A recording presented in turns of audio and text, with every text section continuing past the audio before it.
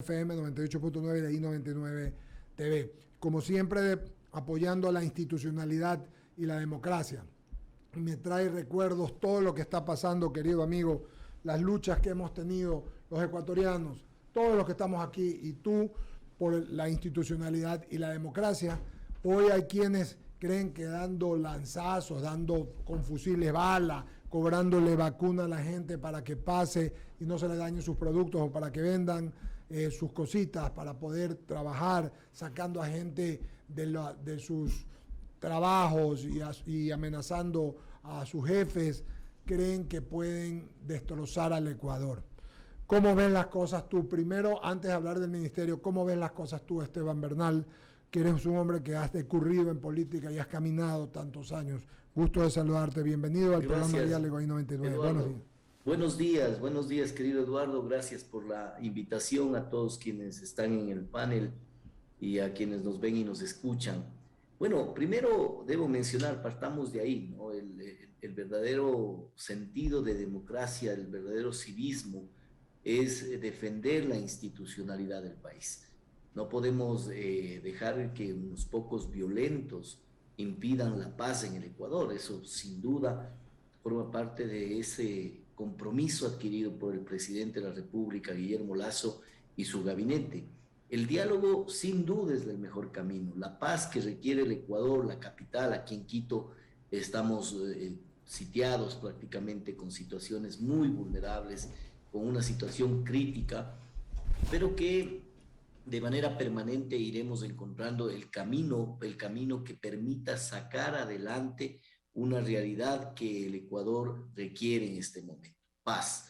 Y sobre todo, Eduardo, en este momento necesitamos que entendamos que el camino para el desarrollo del Ecuador no es bloquear los derechos que constitucionalmente le corresponde a la gran mayoría de ecuatorianos, libertad para circular, trabajar, tener paz, el estar libres del vandalismo, de actos violentos que han generado un caos en el Ecuador. Nosotros somos respetuosos, Eduardo, completamente respetuosos de las manifestaciones sociales, respetuosos a tal punto que el presidente ha sido receptivo y ha hecho un planteamiento en varias líneas, cito dos o tres de ellas: el incremento del 10% en el bono de desarrollo humano que va a los sectores más vulnerables y los sectores que están en pobreza y pobreza extrema.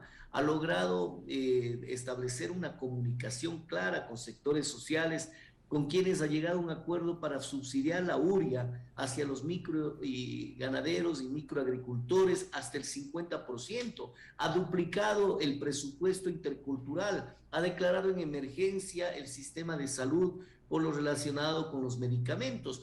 Esto de aquí es una muestra de flexibilidad, de tolerancia, de predisposición, y en ese contexto también tiene que existir desde el otro lado una tolerancia para que el diálogo fluya. Permítame contarle, Por Eduardo, favor, rápidamente una experiencia vivida en lo personal. por favor. En un momento fui parte de la comisión de límites de mi provincia, de la provincia de la Azuay, y justamente con provincias como la hermana provincia de Guayas, como ustedes, definíamos algunos elementos, y claro, Guayas podía decir Guayas es hasta acá, y Azuay podía decir y Azuay es hasta acá. ¿Qué hicimos en el raciocinio claro de un diálogo y de una tolerancia y de una negociación?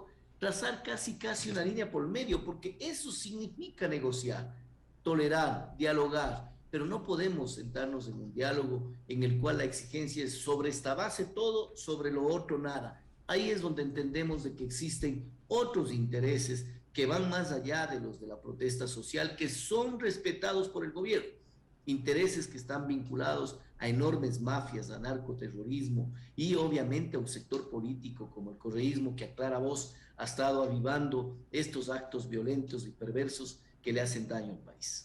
En el 2019 se atacó la Contraloría y Teleamazonas y el Comercio. Esta vez es la Fiscalía 2 veces, mi querido Esteban. El propósito y los que son están muy claros. Es delincuencia organizada y más. Quieren impunidad. Totalmente, Eduardo, quieren impunidad y sobre todo esta delincuencia organizada que somete a los sectores sociales que tienen todos los derechos de reivindicarse. Yo estoy convencido de que no existe una actitud sincera por ciertos dirigentes del sector indígena, en donde a sus bases les transmiten hechos que están mucho más lejanos a aquellos intereses reales que perversamente tiene a veces esta movilización. Vea usted, arrancamos un proceso de movilización basados mucho en un comparativo entre el litro de gasolina de Europa y el galón de gasolina del Ecuador.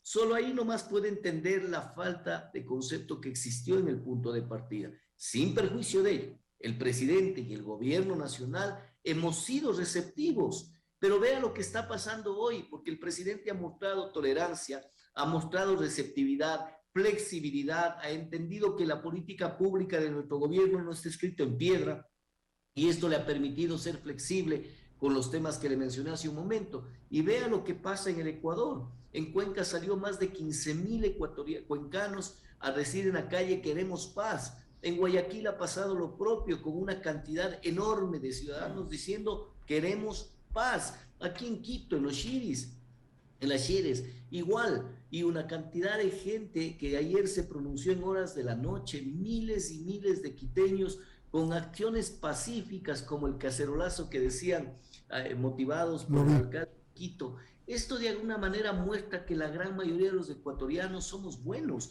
Y créame, mi querido Eduardo, la gran mayoría de los ecuatorianos, incluyéndonos aquellos que están protestando, porque yo tengo amistad y cercanía con este sector que es maravilloso, el sector indígena. Sí, tengo una amistad personal con varios de sus dirigentes. Interactuamos hoy por hoy a través de esto que nos permite la tecnología de manera constante. Somos gente buena. Lo que existen son liderazgos perversos y daños cuando existen intereses que van más allá de la protesta social, porque esta sí es bienvenida siempre en nuestro gobierno tolerante.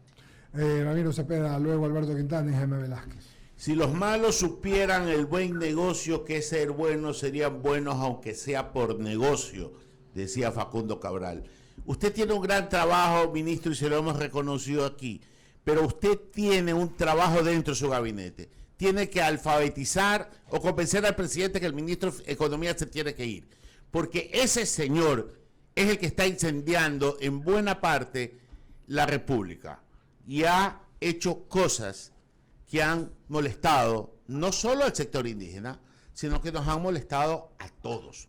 Está claro que cuando se pone la casa en orden hay que hacer algunos sacrificios, pero no se puede gobernar pensando en un presupuesto general del Estado complaciente para un Fondo Monetario Internacional y no necesario para administrar la pobreza que usted, con lo que tiene, lo logra hacer y lo hace bien.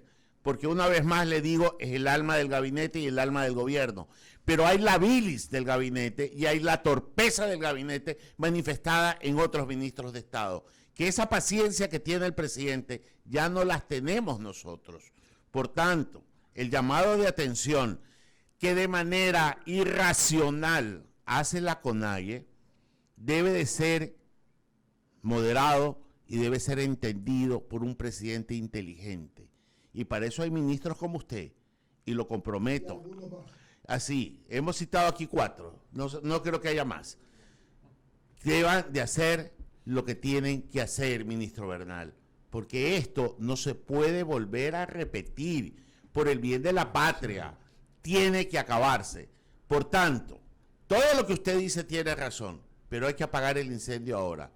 Lo que sean estas reacciones que se ha tomado por parte del Ejecutivo, para mi concepto, tardías, deben ir más de fondo. Usted tiene acciones más de fondo que crean que son las que deben de hacerse para apagar este incendio. De acuerdo, Ramiro. A ver, mire, varias circunstancias. Por favor. No soy quien para evaluar lo relacionado con la decisión presidencial con respecto al gabinete. Respeto su punto de vista. Sin embargo, ya en contexto, la flexibilización presupuestaria del presidente se ha puesto de manifiesto. Déjeme darle 2 o 3 datos en lo que a mi cartera de Estado refiere. Nosotros iniciamos el proyecto que lo presenté ahí, cuando estuve allá en Guayaquil con ustedes. Así es. Bono 1000 días, que de alguna manera viene también a ser uno de los aportes más significativos en materia de política social para con aquellos niños y niñas que tienen desnutrición crónica infantil. ¿Sabe usted en dónde se acentúa o prevalece mayormente la desnutrición crónica infantil? Sector indígena. De Santa Elena, de la provincia vecina de Guayas, ¿no? Además de en ella, que está con el 34%, tenemos la Sierra Centro, en donde mayormente prevalece Chimborazo, la desnutrición crónica infantil, 42% Tungurahua, 36% Chimborazo, 35% Cotopaxi. El promedio nacional es del 30%, la media internacional es 9%. Somos el país más alto de América Latina, solo por debajo de Guatemala, que tiene el 43%. Esto nos obliga a que hagamos una retrospección de lo que hacemos como gobierno.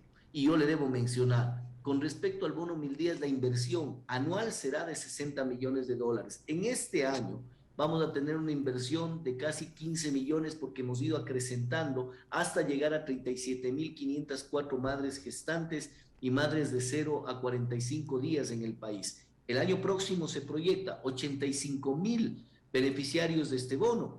Quiere decir una inversión de casi $60 millones, más $60 millones en el incremento del bono de desarrollo humano dispuesto por el presidente. Solo ahí usted puede verificar una flexibilización presupuestaria y de inversión de $120 millones adicionales para política social, estrictamente para los sectores vulnerables.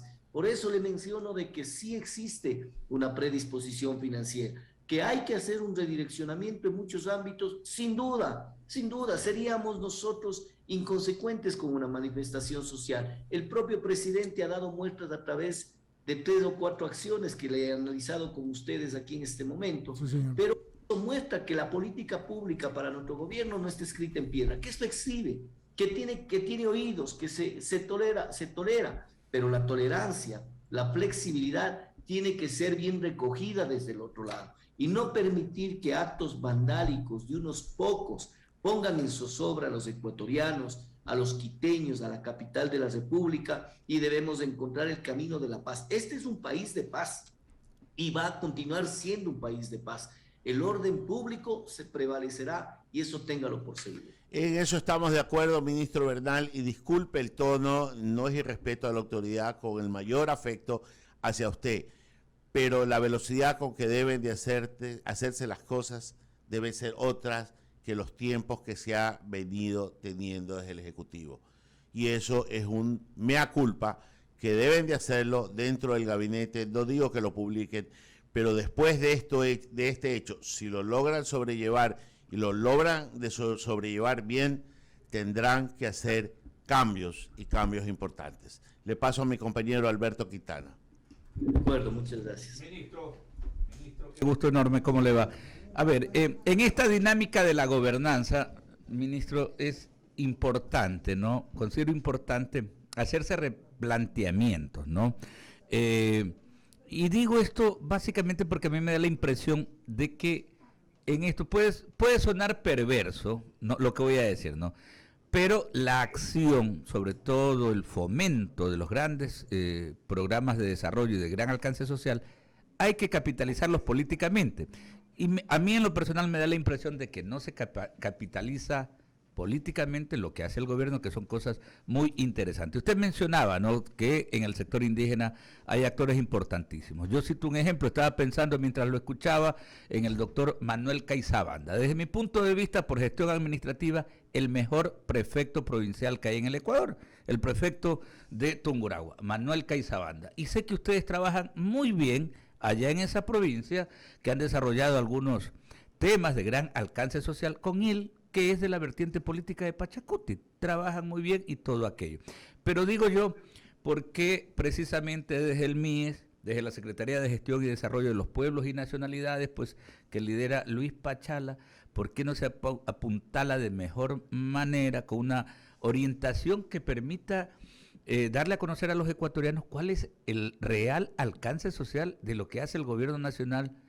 Esto apuntalado en lo comunicacional, porque el problema viene por ahí también. Para mí son otros actores los que se llevan los réditos de lo que en materia social sí hace el gobierno, sobre todo en la parte centro del país y en las comunidades indígenas. Ministro.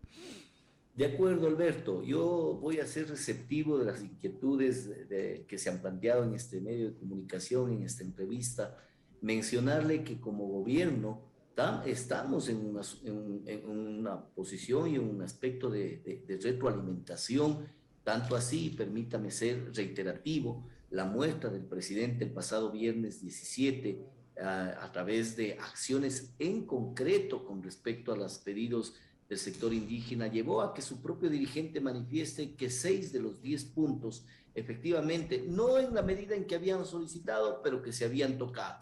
Bueno, yo creo que cuando entras en un proceso de diálogo siempre hay una doble vía, una doble forma de ver las cosas. Lo interesante es que se saquen conclusiones positivas por un país de paz. Segundo, con respecto a esa receptividad también desde los medios de comunicación, desde la experiencia vivida en estos momentos duros de la República, es indudable que requiere también un redireccionamiento por parte de nosotros en algunos aspectos. Uno de ellos, comunicacional. Usted lo ha dicho, se hace una gran cantidad de gestión y probablemente los mecanismos de comunicación no son los expeditos. Está el presidente encargado, dicho por el propio presidente el pasado 24 de mayo en la Asamblea Nacional, que se hará cargo personalmente de que el país conozca de manera efectiva los logros que se realizan. Usted ha citado, nosotros no tenemos miramientos con ningún tipo de autoridad política, sea de la ideología que sea. No solamente le voy a tratar el tema de Tungurahua, que usted bien acentúa, también Guaranda, el alcalde de Guaranda, del partido Pachacuti, con quien hemos interactuado, hicimos eventos con relación a disminuir la mendicidad y el trabajo infantil, lo hacemos con el prefecto de Tungurahua, estamos trabajando con todos los sectores a nivel nacional. No tenemos miramiento para no trabajar con ninguno de los 221 alcaldes, independiente de su ideología. El trabajo está ahí. Entregamos, mi querido Ramiro, 214 millones de dólares por año como ministerio a los cooperantes. El 30% de esos cooperantes son gobiernos autónomos descentralizados, y téngalo por seguro que la enorme mayoría de los gobiernos autónomos descentralizados no son de la línea del gobierno, pero trabajamos con ellos, entregamos recursos, aportamos para ampliar la base de protección social, porque esta debe tener ese enfoque, protección social, no protección política. Y por ese enfoque que tenemos, probablemente hemos tenido esta debilidad en cuanto a soportar y repotenciar este accionar del gobierno nacional en territorio con la gente más necesitada. Solamente un detallito como punto de información, ministro, ¿no? Que vale la pena los ecuatorianos que nos escuchan, ¿no? El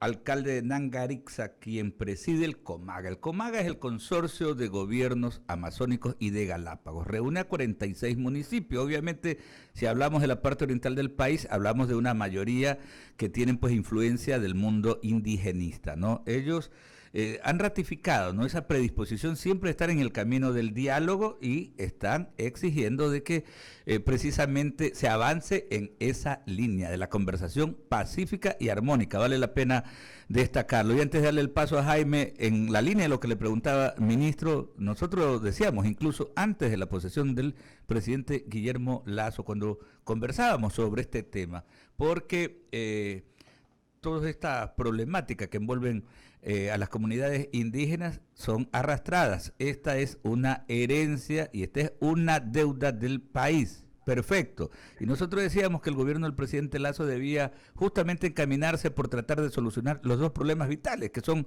tenencias de las tierras en las comunas y por supuesto el acceso al agua. Tómelo como un insumo y como una recomendación, ministro, de una manera respetuosa, porque más allá de las conversaciones con un dirigente, con todos los dirigentes de la CONAIE, lo importante es que a las comunidades, a los ciudadanos de todas las comunidades indígenas se les solucionan los problemas. Por ahí viene el asunto, porque esto no es de satisfacer la egolatría de un dirigente, sino de atender esas demandas, como igual tienen que ser atendidas las demandas de nuestros campesinos, de nuestros cholos, de la gente profesional, artesanos, comerciantes, que estamos pasando problemas y todos tenemos que hacer conciencia de aquello, ministro. De acuerdo, Alberto, creo que tenemos puntos en común. Creo que yo de esta entrevista he sido extremadamente receptivo en entender también aquello que los intermediarios reales entre la sociedad civil, aquella sociedad que reclama, y quienes hacemos servicio público, tenemos, que son ustedes, los medios de comunicación. Lo que sí le diré con mucha firmeza, con mucho convencimiento, creo que debemos redireccionar en algunos aspectos los liderazgos de los sectores sociales. Hay ciertos momentos en que la sociedad, la base social, no tiene conocimiento real de los verdaderos intereses que se puede tener detrás de una movilización como la que estamos viviendo. Ojalá en las próximas horas encontremos esa luz al final del túnel que nos permita retomar la paz, la tranquilidad y retomemos esa actitud de ecuatorianos de unirnos y de trabajar por el futuro del país. Velázquez, con otras inquietudes para usted. Gracias, Alberto. Buenos días con todos y ministro, bienvenido. La verdad es que es un placer tenerlo por acá. La verdad es que hoy, hace pocos minutos, o hace unos 20 minutos, estaban hablando aquí en esta mesa justamente de la reacción de la fuerza pública ante los delitos que se están cometiendo enmarcados supuestamente en una protesta pacífica. Y eso, pues obviamente no es así. Y el temor de la ciudadanía y el temor de la sociedad es en qué momento se meten a mi casa y comienzan a hacer lo que les da la gana estos disque manifestantes. Y lamentablemente la única reflexión que como ciudadano se hace es, bueno, el gobierno también ve esto, la fuerza pública ve esto, los políticos ven esto y todo el mundo es testigo de cómo se delinque en el Ecuador sin que exista una represión hacia ese delito. Es decir, que existe la impunidad cobijado ante los derechos humanos de los manifestantes, pero no de los policías, los derechos humanos de los manifestantes, pero no de los ciudadanos. ¿Qué hacer desde el punto de vista gubernamental para que la fuerza pública, que no tiene supuestamente las armas jurídicas para poder defenderse, pues obviamente reaccione como debe reaccionar? Porque no puede ser que vengan con digamos, lanzabazucas, que son estos lanzacuetes, y la fuerza pública siga esperando a que no sé, que le disparen. Se ve gente con fusil en las calles. ¿Qué hacer desde el punto de vista gubernamental para exigir que la fuerza pública reaccione con bala, ministro? Bueno, Jaime, mire, esto es un tema estructural. Hace un momento Ramiro hacía mención sobre sus inquietudes con respecto a varios aspectos del gobierno. Este forma otra de las realidades estructurales ya no de gobierno, sino de Estado, ¿no? Tenemos una constitución en la cual rige al país, en la que efectivamente en algún momento, y es lo que el presidente le ha manifestado, nos es extremadamente preocupada de los derechos humanos de los delincuentes y limitando el accionar de la Policía Nacional. Es un tema estructural que el presidente lo ha propuesto a través de varias normativas. Acabó de aprobarse una ley para el uso progresivo de la fuerza. El estado de emergencia es otra herramienta. Pero vea usted, Jaime, aquí hagamos una reflexión conjunta con la ciudadanía que nos ve y nos escucha en este momento.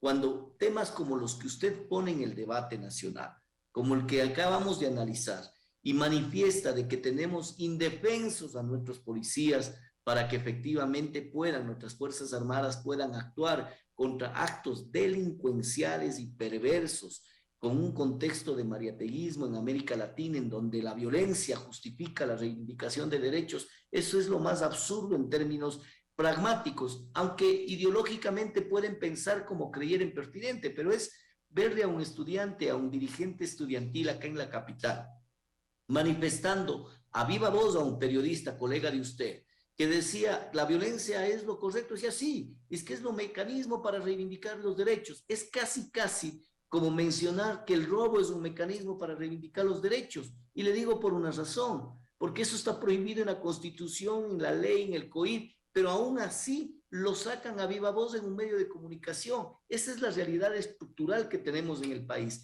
Pero vuelvo al tema, ¿no? Usted me dice, ¿qué hacer frente a estos hechos? Hay herramientas constitucionales. Por ejemplo, el estado de emergencia. Y usted vio quiénes fueron los primeros en salir a tratar de bajarse el estado de emergencia. La Asamblea Nacional. La Asamblea Nacional, un grupo de violentos atacando al Ecuador, y ponemos un mecanismo constitucional y la Asamblea nos dice, no, quiso decirnos no. El presidente tomó una decisión, yo diría muy inteligente, en ampliar el estado de emergencia y terminaron debatiendo un documento inexistente, la Asamblea Nacional. Esa es la realidad del país. Hace un momento, previo a esta entrevista, estuve en un radio de la capital y el periodista me decía, ministro, pero hay que crear empleo más allá del bono o de la ampliación del bono que ha planteado el presidente. Yo le dije, sí, usted y yo compartimos lo mismo. Hay que generar empleo y esa es la visión del gobierno, más allá de ampliar el tema del bono de desarrollo humano. Pero cuando usted encuentre en la Asamblea Nacional y en los actores políticos haciendo todo lo necesario para que esa cartera y ese portafolio de 5.200 millones de dólares que tiene el gobierno nacional para invertir y generar empleo empiece a desestimarse. Porque yo le pregunto si el inversionista que estuvo presto a venir a poner 500 millones en el Ecuador, 400, 300 millones en Ecuador, al ver esto no va a poner nada. viendo los actos, va a decir, ahí pongo el dinero. Imposible, pues. No lo va a poner, así es. Fuentes de empleo producto de esto, que de lo que va la cuenta se ha perdido ya 110 millones de dólares, según cálculos oficiales, en la paralización. ¿Quiénes han perdido? Todos los sectores. Ayer estuve en una comparecencia en la Asamblea Nacional e informaba que los adultos mayores en condiciones de pobreza, pobreza extrema, y los niños y niñas que están en los centros de desarrollo infantil de la Sierra Centro no han podido ser atendidos. ¿Acaso son ellos los culpables de esta realidad? Y no es que no hemos intentado, han sido hasta amenazadas nuestras educadoras y nuestras trabajadoras sociales por ir a servir y a prestar el servicio a los sectores vulnerables. Esa realidad tiene que cambiar y debemos encontrar el camino del diálogo y volver a la paz que el Ecuador necesita. Totalmente de acuerdo con usted, ministro. La verdad es que sigo insistiendo en el tema porque como testigos de los hechos que acontecen en el Ecuador, nos estamos desangrando los ciudadanos y no los digamos, indígenas o los delincuentes que realmente son los que están haciendo su agosto en estos momentos. Lo que sí es cierto es que la ley de uso progresivo de la fuerza, o mejor dicho, la ley del uso legítimo de la fuerza, está en manos del Ejecutivo. Y eso tiene que hacérselo rápido, porque hace más de 2 semanas que está allá. ¿Qué nos puede decir al respecto? No sé si lo conozca. No, sí, indudablemente, en términos generales puedo darle mi concepto. El presidente está mecanizando jurídicamente lo que acorde a su competencia demanda, pero es indudable de que tenemos en este momento herramientas, tanto normativas como constitucionales, como le había mencionado, que las viene aplicando con el presidente. Tengamos fe, el presidente está liderando este proceso, el presidente ha tomado grandes decisiones y estaremos próximos a un diálogo que Dios mediante permita concluir con este aciago tiempo que vivimos. Recuerden, no son prácticas aisladas. Octubre de 2019, recuerde lo sucedido en Colombia, recuerde lo sucedido en Chile. Es una corriente mariateguista que busca sobre la violencia supuestas reivindicaciones sociales, sin perjuicio de que muchas de aquellos planteamientos el presidente lo ha sido receptivo, el presidente ha recibido y ha actuado de manera inmediata, siendo sensible con el proceso y ha presentado varias acciones. Solo en la cartera de Estado nuestra es el incremento del bono de desarrollo humano a 1.009.276 núcleos familiares en el Ecuador. Ellos recibirán un 10% más, porque no es un tema de valores absolutos, es un 10% más de un valor que venía siendo un abrigo social por muchos años y que hoy el presidente ha tenido la predisposición de ampliar y de crecer en este bono que apoye y aporte el desarrollo. Dos temitas, más que preguntas, aportes. Yo lo decía hace un momento y conté lo que hacía Sendero Luminoso en Perú. Todas las noches le ponía una bomba a una torre de luz y los barrios de Lima se quedaban en oscuras y era terror, porque lo que generan es terror. Eso era Abimael Guzmán, eso es el mariateguismo, el famoso presidente Gonzalo. Esa visión que no tiene que ver, y yo coincido porque yo también tengo muy buenos amigos en ese grupo de compatriotas. De hecho, nombramos 2 nosotros compatriotas indígenas, a Diana Tamaín y a Estela Cero, o sea, y caminamos con toditos ellos, y tú estabas caminando con nosotros, Esteban, en favor de la democracia y de la libertad, porque no fue más que para eso. Pero el asunto más grande es que esto que decíamos todos, te decía Alberto, Jaime, casi desesperados, es que hay que comunicarlo, hay que decirlo, como tú siempre vienes y enseguida comentas, estoy haciendo esto, estoy haciendo lo de acá, porque no hay solamente la guerra contra la delincuencia, también es una guerra informativa, y ahora ya es una guerra contra la violencia y yo te diría, una guerrilla urbana, porque lo que dicen mis compañeros, fusiles, decía Jaime, lanzagranadas, organizaciones en cada barrio. En todo caso, qué bueno que comentes lo que comentes.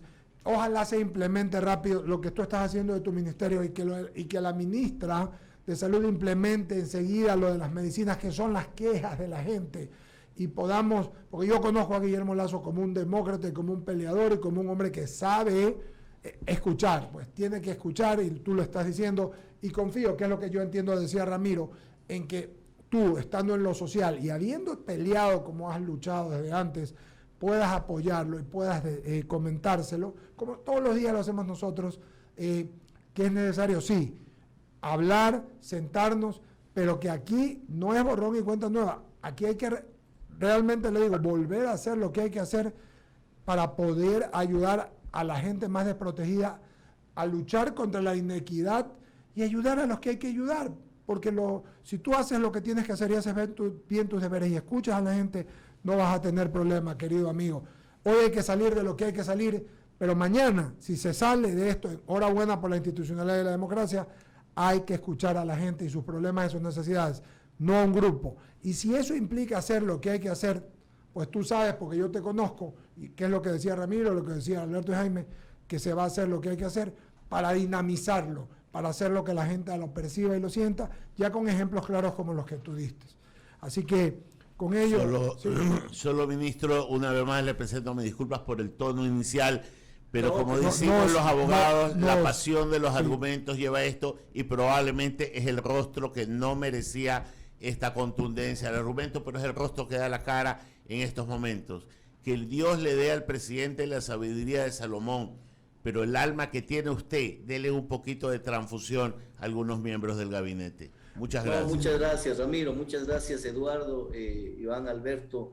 Créanme, Alberto. Gracias por la invitación. Para mí es siempre gratificante, es un gusto el poder compartir con ustedes, a través de ustedes, con la ciudadanía, sobre las acciones que se lleva adelante, sin perjuicio de que tenemos que hacer una reconcepción, un redireccionamiento en la política pública. No es menos cierto que lo que hoy me he permitido transmitirles también son hechos concretos, acciones en firme por parte del presidente. Como dijo Eduardo hace un momento, que Dios nos bendiga al Ecuador. Amén. Tengamos fe que vamos a salir de este particular, lo lograremos. Tenemos fe en la institucionalidad. Pocos violentos no van a frenar el desarrollo del país, y ese es el compromiso del gobierno nacional. Así es que un abrazo y igual para ti, querido amigo.